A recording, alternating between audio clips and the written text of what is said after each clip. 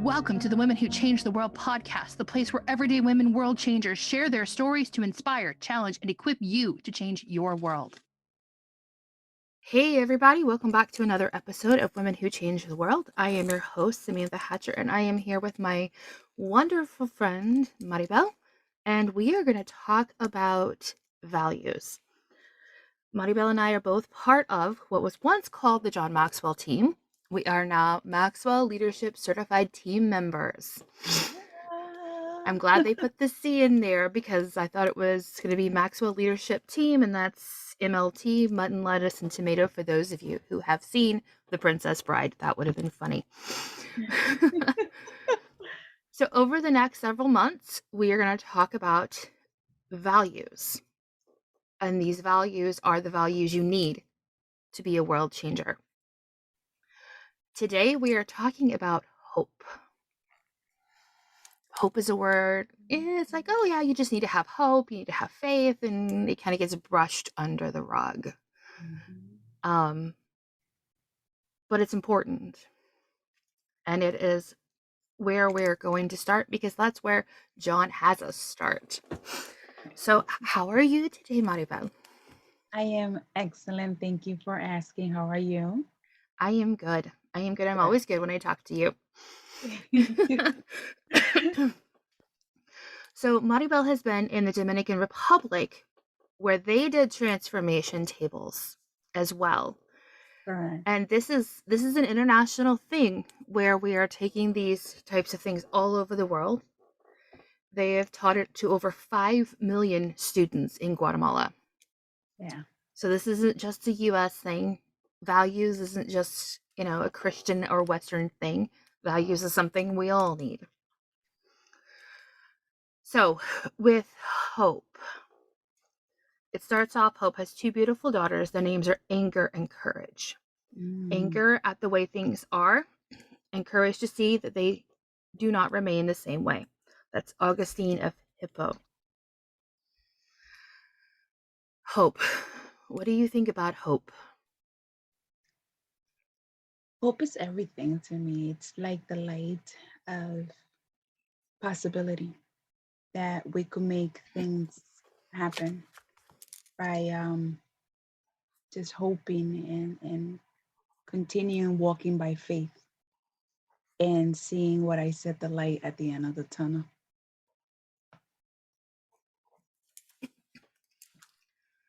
I like how it talks about anger because sometimes things are bad. There's a lot of crazy going on in the world.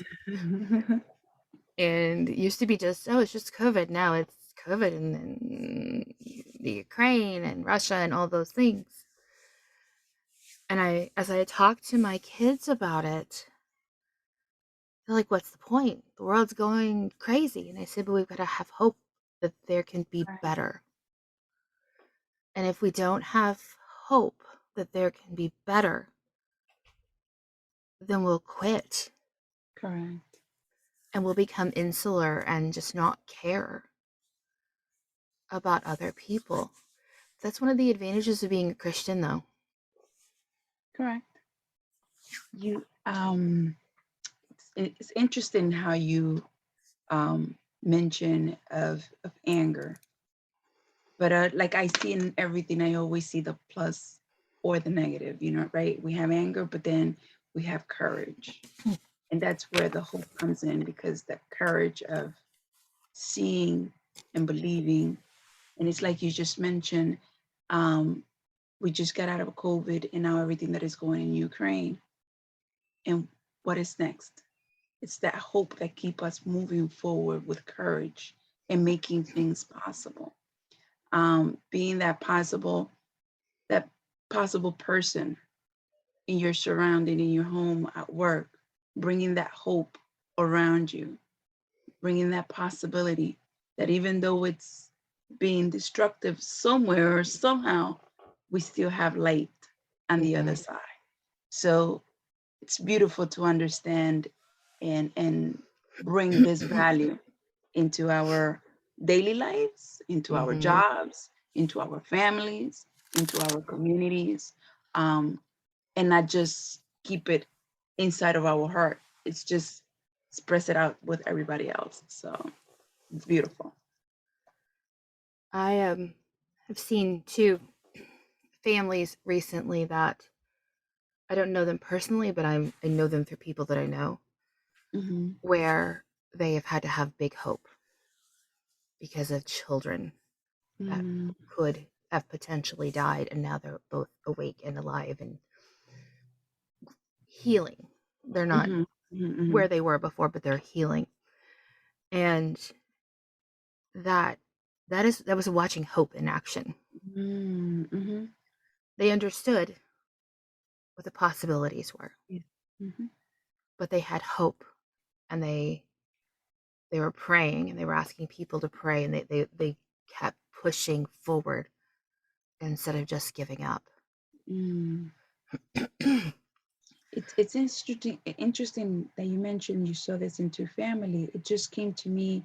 I was able to go to Dominican Republic. I am originally from the Dominican Republic. I left the Dominican Republic when I was 10. But one thing that my father always taught me was values and principles, right? And they start at home.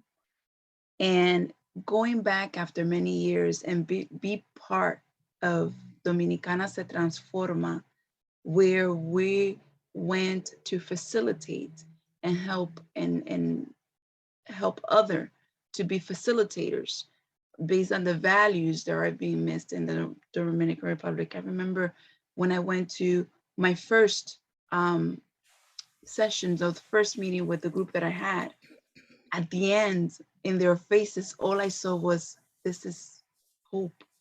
This is what we were looking for. This is showing us that it is possible.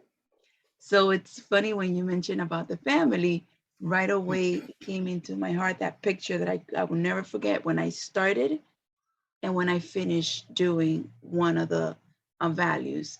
Their face was just filled with possibilities. It could make it happen.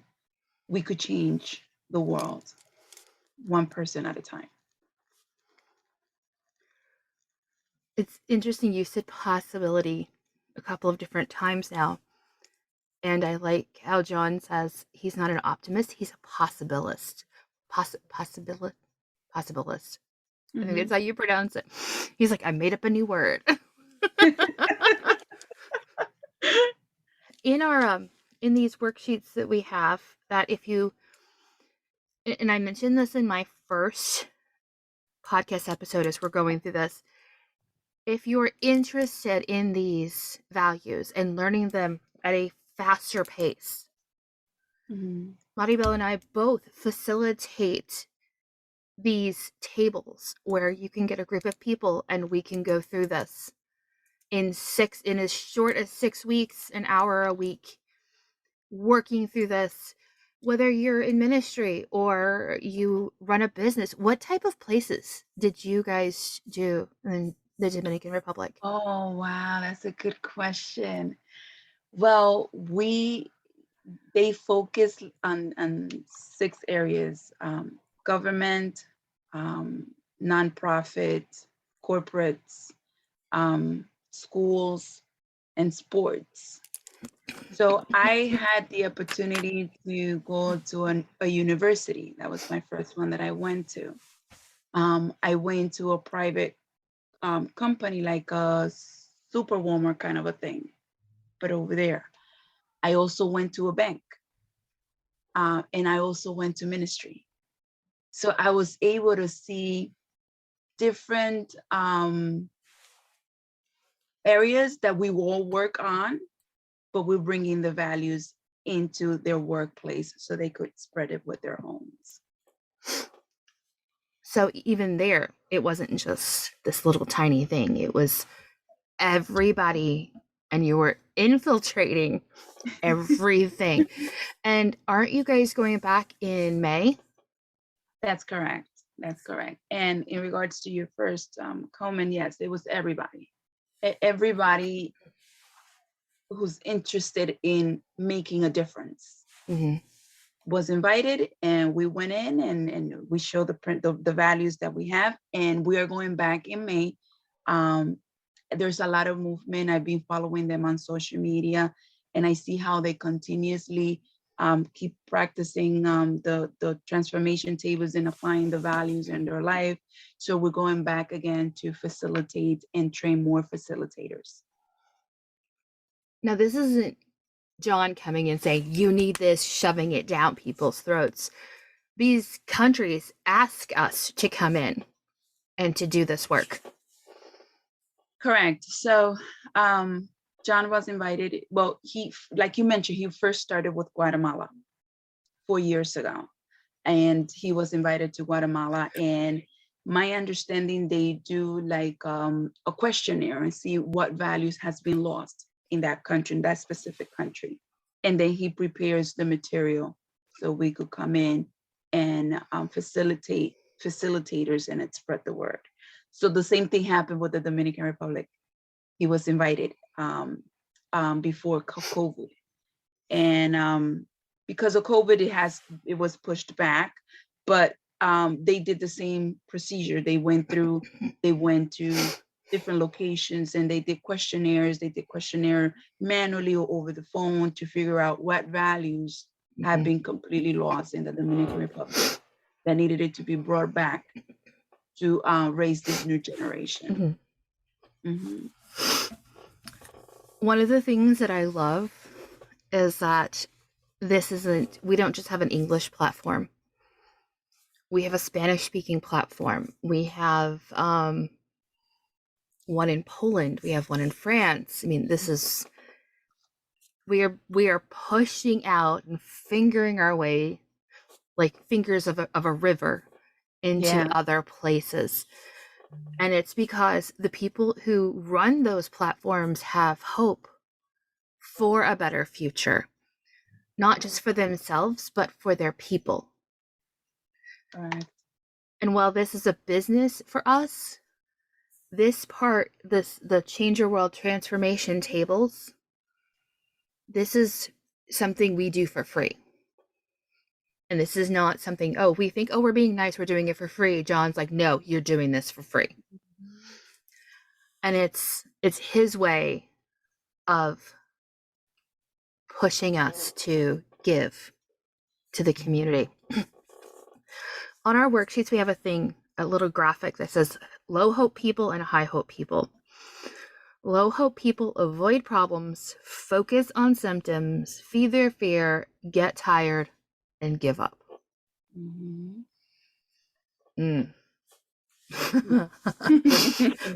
If we're going to be honest here, even people who have high hope still get tired and want to give up. It's kind of like that meme that you say, strong women, we may need a coffee, we may need a snack, we may need a nap, but tomorrow we get up and we try again. So don't think that you can't, if you feel like you're tired and you want to give up for that day, that you have low hope. It's just that moment. Yeah. You can be done. Yeah. And it's interesting that you said that, because sometimes we confuse things, right? And yes, one of the things in low hope, it's that you get tired. But it's beautiful that you mentioned you get tired at the moment. Next day you wake up and you have all the energy that you need to start again, right? Because you were tired that moment doesn't mean you lost it. It means that your body just need a little rest, and that's okay. So it was beautiful that you explained it that way. That it's not that you're in low hope because you get tired. It happens. We're just gonna get tired sometimes.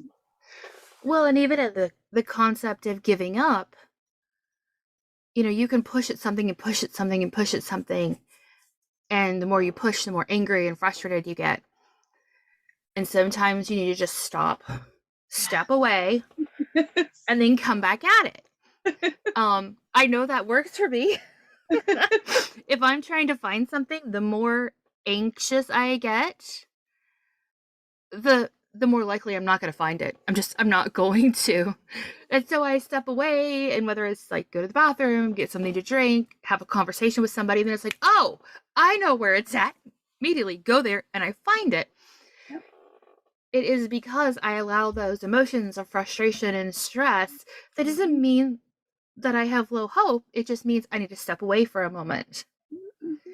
And I think we all have this black and white concept of either you have high hope or you have no hope. Mm-hmm. And it doesn't work that way. And some days you have higher hope than others. And some days you're like, I don't even know why I'm trying. Mm-hmm. I'm not making a difference. But those fingers of that river, Uh-huh. Uh-huh. the water doesn't quit. It just keeps slowly pounding its way until the rock either moves or disintegrates. Yeah. Yep. It's you just have to take a moment, like you just said. It's a moment and step away from it. So like that you could refocus again and see the true picture. So it reminds me at one point when I was in corporate world, when I had to do inventory for our clients and I had to look for a specific box, and according to the system it's in a place, but when I went to that place I didn't find it, and I was looking and I couldn't find it. There was a moment that I was just like, let me take a moment, let me step away, let me just get everything together, and then if I will go back to it again, I will find it quick, because I took my entire like I was so focused on it, looking at it from the first place that it could be right in front of my face, but I couldn't find it. The moment I step away and I clear out my mind, I came back to it and I was finding it. And it's the same thing when we take that little break in between. That doesn't mean I'm giving up. That means I'm refreshing.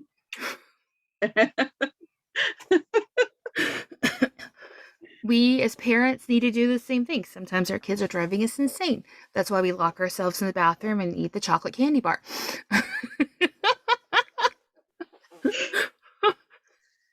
You know, hey, if Jesus needed to go away and get a break and he was God, that means I need a break too.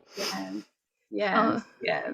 But high hope people engage in problem solving, focus on solutions, feed their faith, get inspired, and work harder.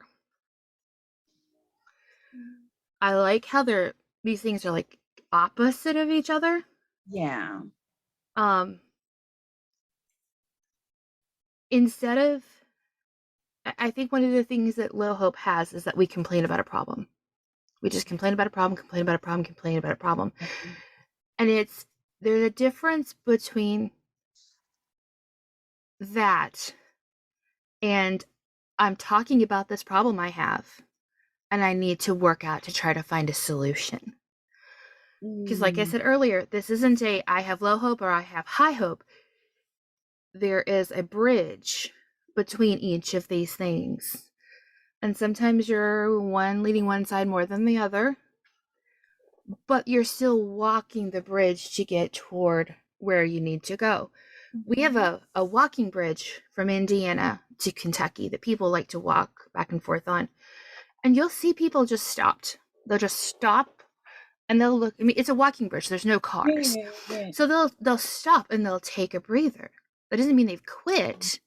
It just means they've stopped for a moment, because there are restaurants and little places on both sides of the bridge and people are like, I want to go over here and I want to get this. On the Indiana side, we have a farmer's market all summer long. So people go over there, they get their whatever they want and they walk back across or whatever.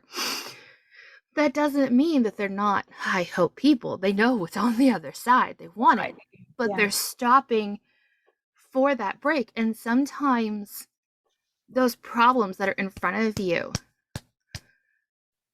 it takes a while to pound through them to find the right solution. And one of the best things you can do if you have those problems and you keep hitting up against them is to hire yourself a coach. Yes. Because the coach will ask those hard questions. Even, I mean, before we started recording this, Maribel and I were talking, and there's some problems that we're both facing, and having that other person to bounce the ideas off of and to ask those hard questions. It doesn't mean that we gave up hope. It doesn't mean that we quit. It just means I've got this problem and I'm going to keep hitting at it. Maybe I get tired and take a break. but I'm going to keep hitting at it. And that's really what the high hope is that I'm going to keep working at this because I'm not going to give up because I know there's good on the other side. God.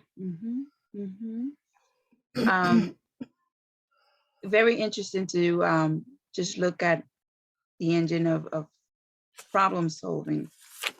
And I love it when on the low hope you said avoid problems. I don't think it's just the avoiding of the problem. I think it's just like you mentioned, the complaining, and because we focus so much on the complaining, we don't look for solutions. What we do is just sit there and feed, right? Instead of watering it and letting it sun. And that's where maybe knocking somebody's door looking for help. Hey, that's where you mentioned when that's where a coach could come in and ask you those hard questions that we cannot even ask our own selves. But now because we have somebody on the other side of the bridge, like you mentioned, it's gonna help us to come to cross, to see that problem had a solution. So high hopes, problem solver. We all have problems in our lives. It's how we confront them and how we. I'm a woman of faith, so I present it to God. I present it to God. I present it and I ask Him, please guide me. Who do I need to speak with? And He's gonna guide me with the people. Same thing when you're speaking with somebody else in regard to it. So that's problem solving because I'm looking for help. Yes. And that doesn't mean you're weak. Correct. That doesn't mean there's something wrong with you. Even John Maxwell, he has a board of directors. He has people that he works with. Yeah. That I've got this great idea. Let's flesh it out. How can we make this happen? And the whole feeding your fear and feeding your faith, what that means is your thought process. Because there's a laundry list of things that could go wrong. Correct. And you're thinking, oh, well, what if it all goes right? That's what people say. Oh, what if it all goes right? And that's kind of irritating to me. And instead, what about if feeding your faith, you start listing all the things that could happen because you do it? One of my favorite things to say to people is from a mentor of mine, Terry Seville Foy. She said, there are people waiting on the other side of your obedience. And it's like, okay, I'll start moving. Because they need you. They don't even know you. They don't even know they need you. But you bring that hope. You are maybe not the person on the other side of the bridge or the person holding their hand, walking with them on the other side of the bridge. And when they pause, you let them pause, you talk, and then you start walking them forward again. Yeah. And that's kind of what a coach does, is they're walking you through this process. Okay, we've stopped for a little while. Let's keep our bus moving. They bring that hope. I'm going to contend that working harder isn't always the best thing. It should be working smarter. That's the law of design of creating systems. Yeah. Hope is the belief that your future can be brighter and better than your past, and that you actually have a role to play in making it better. That's from Casey Gwynn and Chan Hellman. I know things are hard right now. Okay. I know it. I see it. I see you struggling. You, the people that are listening to this, I know this. Do not think that because we are here talking on this podcast that we don't have our moments of or of losing hope. And it happens. It happens, and that's why you have the friends and you have the coach to keep pulling you forward. Yeah. You may think because of social media that people have it all pulled together. That's not reality. One of the people that I follow, she showed this picture of her sitting in a chair reading to her twin boys. She's like, this is what you see. And then if you scroll to the next picture, she said, this is what's behind my camera. It's a couch piled high with clean laundry that need to be folded and put away. We all have that pile of laundry that needs to be put away. There's probably 3 loads sitting on the other side of my wall that need to be folded and put away. We don't always show that, but that doesn't mean that it's not there. We're human. We're just like you. It's like in this paragraph, it says, hope is the catalyst for change and a better future. It's just like, it's like you just said, because in social media, we just mentioned that beautiful photo of the mom, which is funny. She's reading to her kids, but on the other side of the camera, she has the pile of clothing, and that's the real us. We all have duties to get done, but if we keep moving and we keep doing things little by little, creating changes in our personal lives, in our families, especially our families, it's number one. Then they're going to take it out there. So are we going to take it out there? That's hope, because we're being that catalyst for change. Yes. And maybe your hope, maybe you don't have a desire to go out and to be a huge earth-shaking changer. But if you have children, you have a responsibility to creating change through them, to make them good people who can make a difference. In whatever field you're working in. If you are not a stay-at-home mom and you're working, you have to, you are responsible for bringing hope to those people. Maribel and I were talking about her salon. And how people come not just to get their hair cut or their nails done, but to relax and to have a connection. She is a hope dealer. Instead of a drug dealer, she's a hope dealer. How do you, in your business of owning a salon, bring hope to people besides being a therapist? Because, girl, we all need therapy when we get our hair cut. I just think just being you naturally. Even though clients will come and see me with my smile, I will always let them know,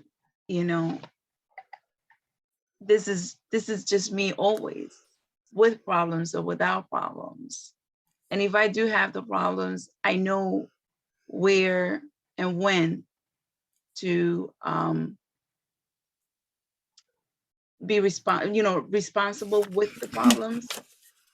But always showing them that at my workplace or even with my kids, I've always tried to tell them it's okay.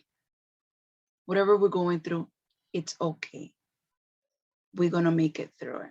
And I think that's what they liked the most every time they came in, that even though there was one Saturday that my hair sink went totally off and I was shampooing a client's hair, all I went and I told her, it's okay, we're going to figure this out. So just me telling her it's okay, she didn't panic, we didn't panic. I got my plumber coming in because it happens. But it's just being you. It's the most beautiful thing. And I think that's the biggest hope that you could bring in an industry like this. Yeah. My husband was diagnosed with cancer in 2018. Mm-hmm. And there's a lot of fear. That C word is scary for anybody on the planet. Mm-hmm. And I decided that until the doctor says there's something to worry about, there's nothing to worry about. Because his type of cancer was not aggressive. We were just going to start working through things. When his mother died in 2019, before she died, there was a lot of people who were feeling hopeless. Mm-hmm. And I kept saying, until the doctor says so, Mm-hmm. she's going to be fine. And we ended up losing her. And they said, see, you were wasting hope. It was hopeless from the beginning. And it's not that I didn't see it.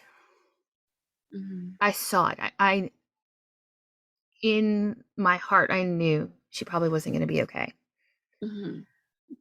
But hope isn't a matter of that extreme. Like we talked about, either completely low hope or completely high hope. Mm-hmm. I was going to walk that bridge for my own peace of mind. Yeah. Yeah.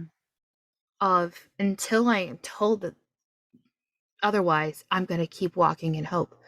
With my dad's cancer, he's had prostate cancer, and then he has melanoma, and now we're dealing with a bone biopsy. I'm like, just going to keep walking.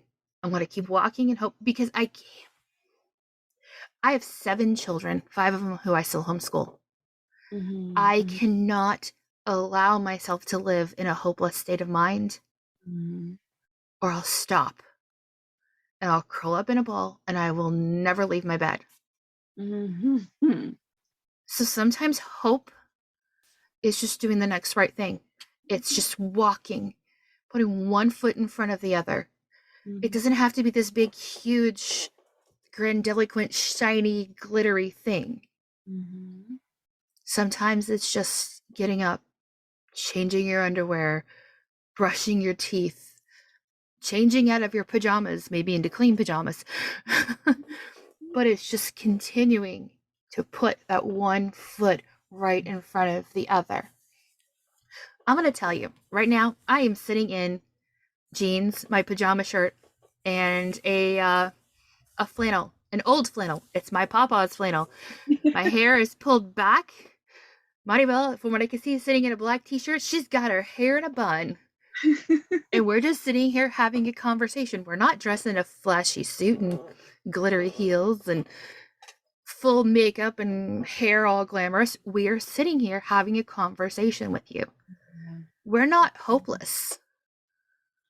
Yeah. We're living life and we're moving forward. Hope is moving forward. I like it when you said one step in front of the other. One step in front of the other. Get up one step in front of the other. It's a brand new day. Let's make it happen one step in front of the other. When my mom told me, she's like, what are we going to do? And I said, well, when we're done with this conversation, I'm going to go make dinner. I live with hobbits. They eat all day. I'm going to go. I still have to make dinner. I still have to feed my kids. I still have dishes to do and laundry to do. And it's not that it's not there in the back of my head. I know what a bone biopsy means. I know what we're potentially dealing with. But because of doing these transformation tables, because of reading John's books, because of surrounding myself with people who are hopeful, I kind of, in a way, just osmosisly pull that into myself. And I keep going. And even when I don't feel like I can keep going, that's when I'm messaging my friend. I'm like, Mr. Maribel, and she's like, it's okay. We're going to keep moving. They bring you back into that place of hope. Yeah. I've always said that place of possibilities. It is a place of possibilities. One step makes it possible. And it's funny, before we started, you and I, we were talking a couple of things that, I'm going through, and I just have to take that step and make it possible.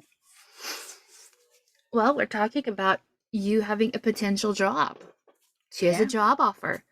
And I was like, okay, what are the negative things? What are the positive things? What could happen here? Mm-hmm. And that's it. Yeah. That is a hope dealer. Yeah. I'm gonna trademark that, being a hope dealer. Wonder if John would accept the hashtag of I'm a hope dealer. One of the benefits is you become confident that you can create positive change in your world. Mm. As long as you are alive, you can create positive change in your world. Mm-hmm. I think as we get older, we start thinking about, oh, I'm going to be a burden on my children. I'm going to be this, I'm going to be that, all of these things. And maybe, and I'm using air quotes, you are. Mm-hmm. But at that point in your life, it's not about what you are giving. It's about the lessons they're learning while giving to you. Mm-hmm. And I tell people all the time, I've learned more about God as a parent than I ever did. Me too. It's like I'm losing my mind. They're not listening to me. And God's over. I feel like God's laughing at me, going, "Yeah, that's you to me too." Okay, because I need that reminder that He puts up with a lot out of me. And one of the best pieces of advice my grandma ever gave me. I had called her after my first major fight with my husband, and I'm like, he is such a jerk. You will not believe what he did. On and on and on. And my grandma was like, well, honey, I don't know what to tell you, but you just give him the same grace and mercy you want God to give to you. I don't like you right now, Grandma. And I hung up. A couple of years ago, my sister was having problems with her husband. I said, well, I've got some advice from Grandma. Now, Grandma had passed away by then. She's like, great, tell me. I would love to hear something from Grandma. So I told her. She's like, Grandma, I don't like you right now.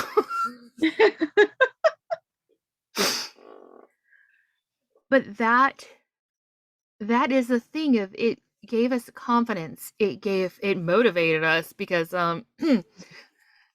yeah, judge not lest ye be judged. God, I don't want you to judge me by this. I'm going to keep giving grace and mercy and love on you. It's hope that doesn't seem like hope, Mm-hmm. but that's really what it is. And that's why I like that this lesson is first Yeah. for us in the US, because you think it's not a big deal, but it is.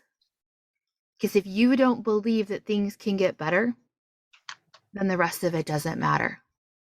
Yeah. A lot of people think hope, it's just a word, but it's more than a word.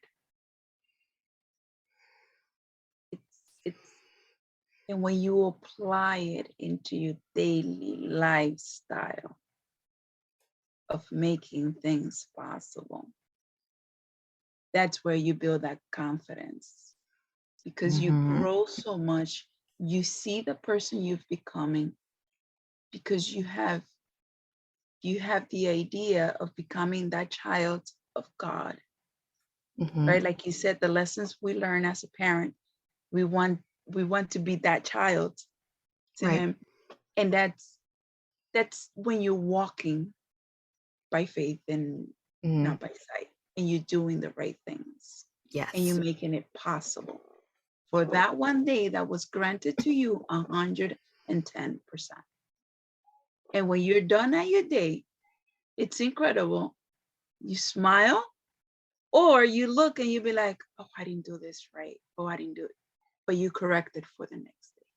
Yes. That's awareness. So it's all combined. And I'm glad that he started with this value, the value of hope, because that's where everything starts. With anything in your life, that's where anything starts. And your confidence will be built based on the action of how you apply this value into your life.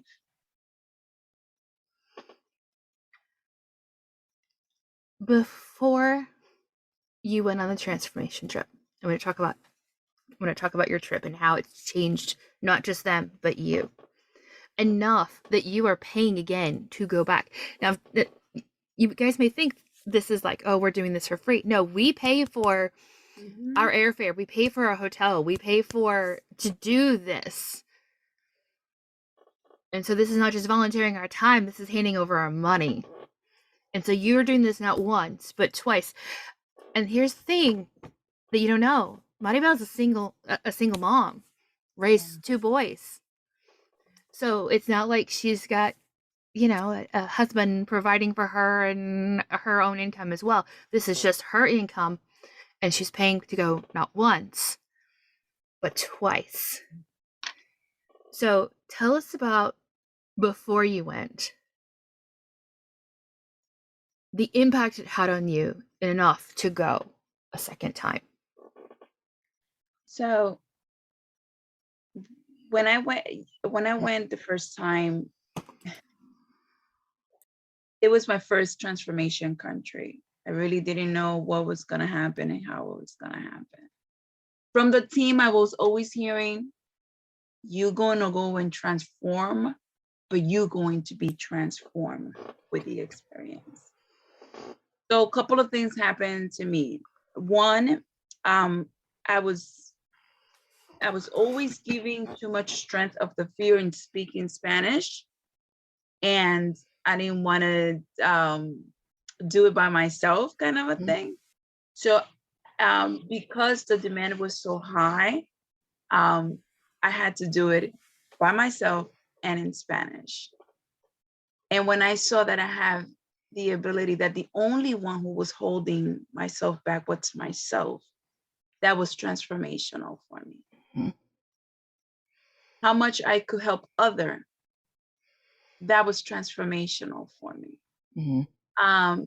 Holding myself back because I'm scared that I might not speak correctly in Spanish since I left so long, but seeing the results, seeing the smiles, seeing the faces in one transformation table, one value that we did, seeing the beginning and the end, it was priceless.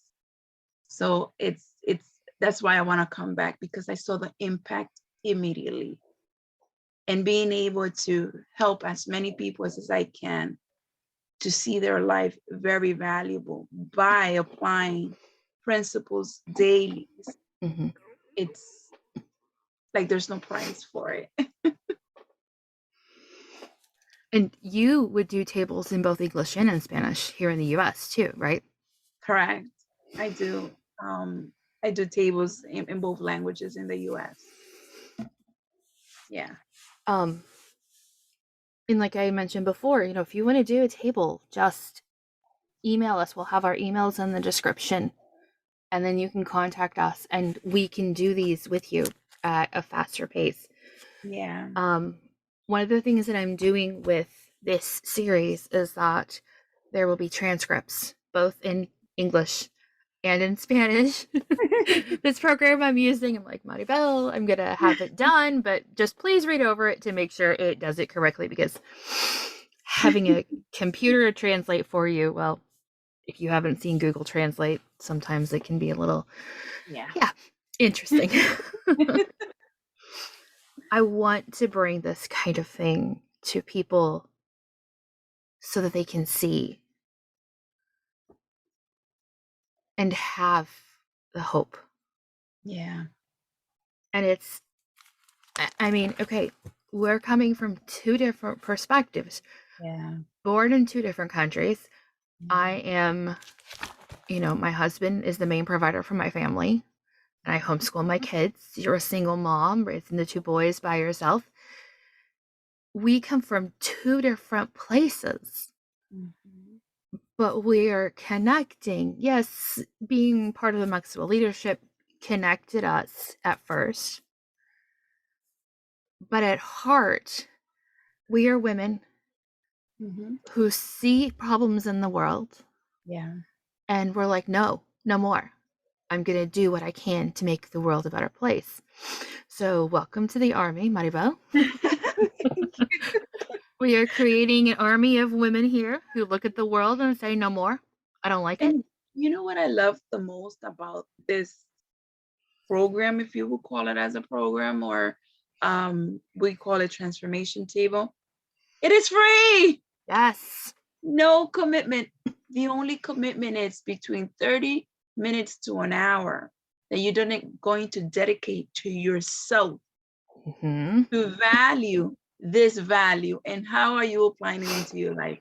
You know how much rewarding it's going to be. Like I don't have words to explain. Yes. So the only thing you're committing is 30 to an hour of once a week. It's not even every day. It's once a week. Just to go over. And how are you applying this value into your daily life, at home, at work, with your community, with your surrounding? And that's how you impact the world, one person at a time. Oh, yeah. Yeah. And since this podcast is an international podcast, if you are from another country and English isn't your main language or Spanish isn't your main language, message us anyway. We have connections all over the world as part of the Maxwell Leadership Certified team, and we can forward this to them. Once again, it's still free, and our job is to help you. Yeah.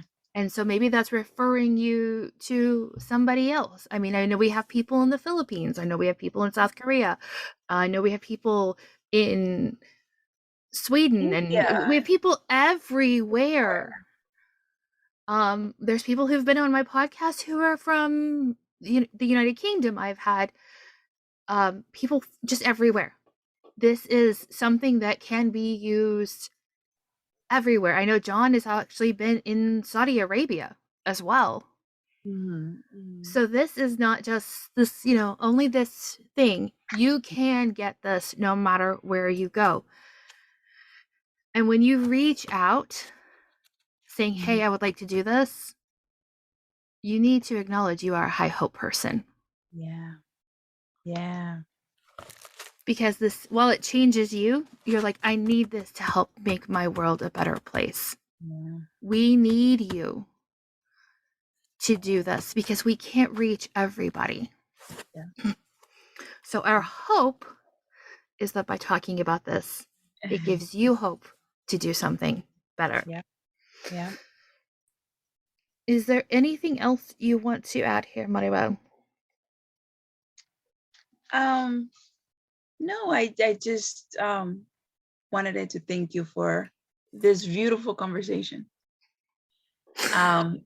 Even though you and I here were just sitting and having this conversation and expressing to the world this value, we're valuing ourselves in this value as well, which is creating hope, with our careers or what we're going on right now. So it's so beautiful. Just to add value to our surrounding. We are people of value who value people and add value to them. Others. Yeah. That is our motto. So that is all that we have for you guys this week. As I said, these values, we're going to be talking about them once a month as we go through them. Since the Dominican Republic had different values, we'll be throwing those in there as well. Yeah. And I really hope, and I'm not making this as a pun, that we've brought some hope and light into your life today. And we'll see you guys next week. Bye. Bye.